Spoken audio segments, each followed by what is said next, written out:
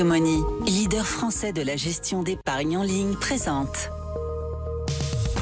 Sud Radio, Osez investir, Thomas Binet. Que faire de votre argent et de votre patrimoine? On en parle comme tous les dimanches avec Thomas Binet. Aujourd'hui, on parle de quoi? Jean-Marie, on va parler du marché locatif qui est tendu. Faut-il investir dans l'immobilier locatif en 2025? On va essayer de répondre à cette question. Et peut-on investir aussi après 65 ans? Y a-t-il une limite d'âge? Comment s'y prendre?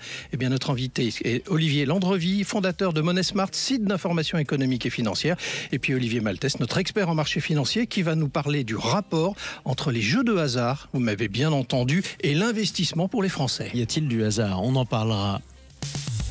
Sud Radio, Osez investir, le conseil de la semaine. Mais avant ça, on explique quelque chose comme chaque dimanche à la même heure sur Sud Radio. Le marché locatif sous tension, Thomas.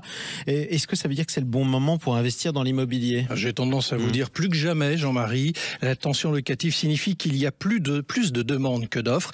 Si vous trouvez le bien qui vous correspond, que vous l'achetez au bon endroit évidemment, car l'emplacement est le critère prépondérant, vous êtes presque sûr de le louer rapidement et a priori durablement. Alors comment on choisit une ville rentable? Je vais vous donner 3 critères à retenir. D'abord, une forte demande locative. Par exemple, les étudiants, des jeunes actifs qui subissent une pénurie de logements, un bon rendement locatif brut entre 5 et 10%, des perspectives de développement comme une nouvelle ligne de tramway ou une dynamique économique locale. Et quel type de bien? Il faut privilégier d'abord les petites surfaces, studios, T2, très demandés en centre-ville ou près des facs par exemple. Bon, j'imagine qu'on a des pièges à éviter. Méfiez-vous des passoires thermiques. En 2025, les logements classés G et F sont de plus en plus difficiles à louer. Et attention à l'encadrement des loyers dans certaines villes, cela peut limiter vos revenus si le bien est mal positionné. Et puis en ce qui concerne les passoires, on rappelle que vous aurez du mal à bénéficier de ma prime Rénov pour les faire retaper. Allez, tout de suite, on accueille votre invité. Haussmann Executive Search, leader du recrutement sur les métiers de la finance et de l'immobilier, présente Sud Radio, Osez investir, l'invité. Et l'invité, c'est Olivier Landrevie. Bonjour et bienvenue sur Sud Radio. Bonjour. Vous êtes le fondateur de MoneySmart, site d'information économique et financière. Vous êtes aussi enseignant en finance à HEC. Vous êtes l'invité de Thomas Binet. Olivier Landrevie, on va parler dans un instant justement de comment investir après 65 ans. Mais je voudrais revenir sur des chiffres, sur des faits tout à fait concrets. Nous sommes plus de 68 millions de Français. La part des plus de 65 ans représente 22%. À titre de comparaison, en 1970, ils étaient 13% de cette population et la prévision se situe à 29% en 2070. Le constat est là et il est implacable. Le vieillissement de la population s'accélère. Comment, du coup, les banques, parce que c'est bien ça le sujet, les organismes financiers, ont-ils pris conscience de cette situation et du financement à venir ? Oui, bien sûr, les banques ont conscience du vieillissement de la population, ça c'est une évidence. Mais comment s'y adapte-t-elle ? Pour autant, en matière de crédit, c'est un sujet qui reste compliqué. Parce que les banques en France, c'est une spécificité du marché bancaire français, ont pour habitude d'exiger une assurance emprunteur. Et c'est là que ça va coincer pour les seniors, puisque la plupart des assurances emprunteurs vont s'arrêter à 75 ans. Donc ça veut dire que typiquement, si au moment de partir à la retraite à 65 ans, on a besoin d'un crédit sur 10 ans, c'est encore jouable. Au-delà de 10 ans, ça va être compliqué puisqu'on va aller au-delà de la période assurable. Alors, si on sort des assurances proposées par les banques, on peut trouver encore des assurances un peu plus spécialisées qui vont jusqu'à 80, voire même 85 ans, si on est en bonne santé, parce qu'il y a évidemment un examen. Absolument. Mais il faut aller chercher ça en dehors des grands réseaux bancaires. Mais très concrètement, ça veut dire qu'il n'y a pas de limite d'âge ou il y a des limites d'âge imposées par les banques ? Il y a cette limite qui est liée à l'assurance. Mais dès lors que vous avez trouvé l'assurance, vous aurez accès à du crédit bancaire. Mais Olivier Landrevie, c'est tabou en France, en fait, de parler de ça ou même de l'envisager, de prêter de l'argent aux seniors, alors qu'on a un vieillissement de la population et qu'on va vivre de plus en plus vieux, qu'on a besoin aussi, et je rajoute même dans l'équation, des changements de vie pour certains. Il y a des divorces, il y a des familles recomposées, il y a des besoins réels. Alors, ce qui est tabou, alors je suis pas sûr que ce soit le bon mot, mais ce qui pose difficulté dans le modèle français, c'est le fait que on n'est pas habitué à ce qu'au moment de la succession, il y ait dans le périmètre de la succession une part de dette. Ce qui est tout à fait courant dans les pays anglo-saxons. En France, on n'aime pas ça du tout. On n'aime pas la dette en France. Quand ça arrive, il y a souvent derrière des procès qui sont intentés par les descendants au motif qu'on a endetté leurs pauvres parents qui n'avaient plus toute leur tête. Donc du coup, les banques préfèrent éviter ces situations, ce qui impose du coup de faire souscrire une assurance emprunteur et qui du coup pose cette question au-delà de 75 ans. Cela étant, il y a quand même des solutions qui commencent à apparaître. Il y a notamment, puisque à cet âge-là, la plupart des gens ont quand même une résidence principale qui vaut de l'argent et sur laquelle il n'y a plus de dette, généralement à 65 ans.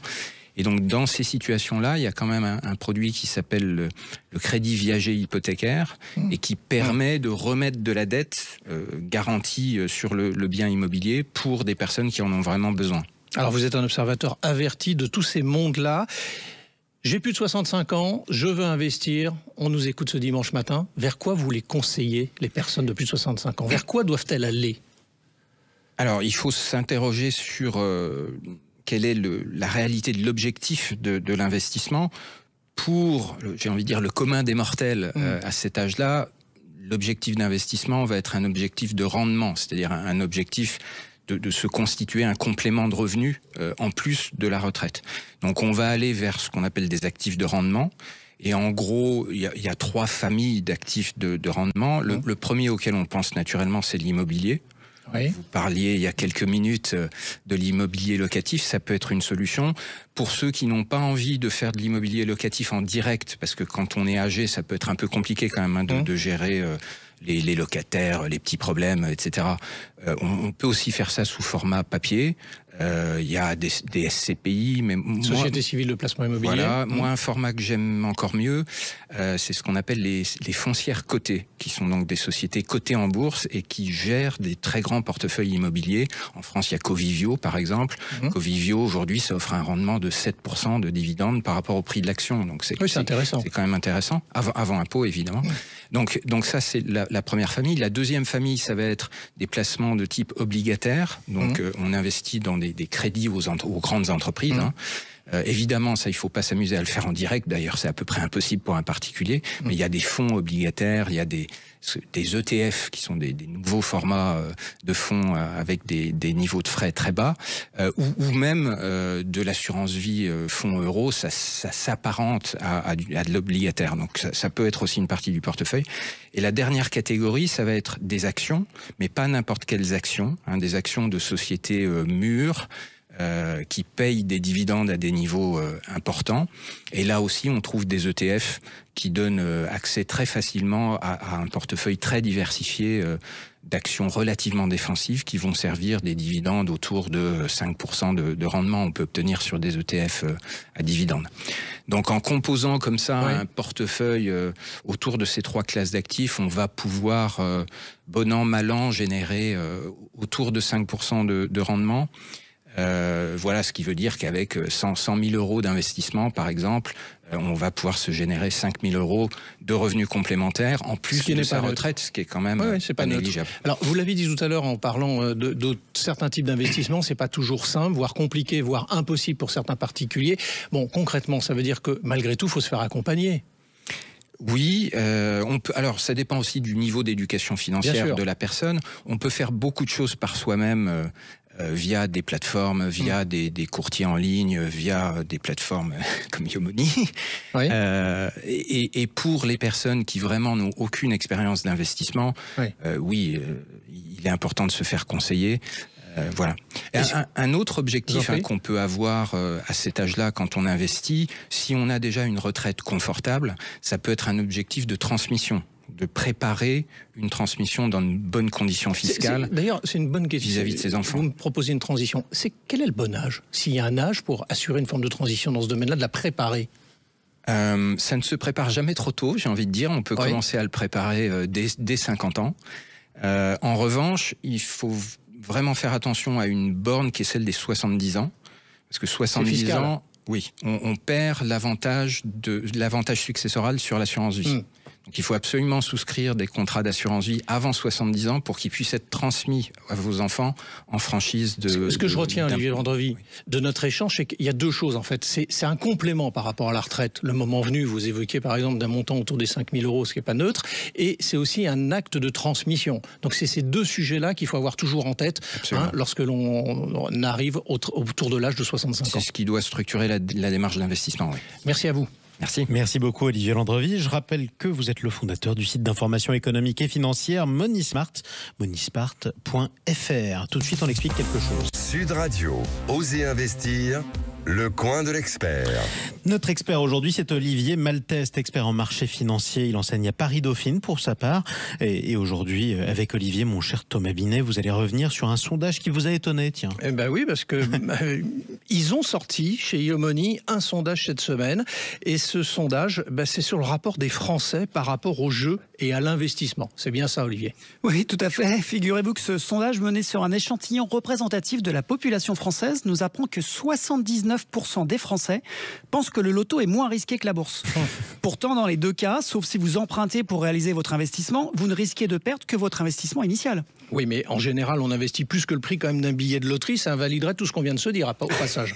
Certes, mais dans le cas de la bourse, si vous investissez sur du long terme, de manière régulière et diversifiée, historiquement, vous repartez plus qu'avec votre mise. Alors que la probabilité de gagner le gros lot au loto, et le chiffre est donné par la Française des Jeux, c'est moins que de gagner la Ligue des Champions, puisque c'est une chance sur 139 838 160. Ça, c'est très précis. Mais bon, avec la peur, Olivier, concernant leur retraite, on vient d'en parler, l'arrivée de nouveaux acteurs digitaux, l'engouement pour la gestion indicielle avec les fameux ETF, on en a parlé aussi il y a un instant, Exchange Trade Fund, qui est un fonds indiciel, donc qui cherche à suivre le plus fidèlement possible l'évolution d'indices boursiers. Bref, les Français se mettent à investir ou pas?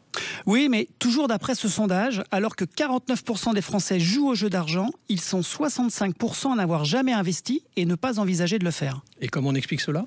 Une nouvelle fois, je ne vais pas vous surprendre par le manque d'éducation financière. 71% des Français, toujours dans ce sondage, reconnaissent qu'ils ne comprennent pas comment fonctionne l'investissement. Cela met en avant le besoin, toujours d'éducation financière. Persévérons donc, mon cher Thomas. Merci Olivier, on va persévérer. On va le laisser s'entraîner au football, puisqu'a priori, il a plus de chances de gagner la Ligue des Champions. Bonne chance, Olivier Malteste. Merci à vous, Thomas Binet. On vous retrouve dimanche prochain. Sud Radio, Osez investir, Thomas Binet. Avec Yomoni, leader français de la gestion d'épargne en ligne.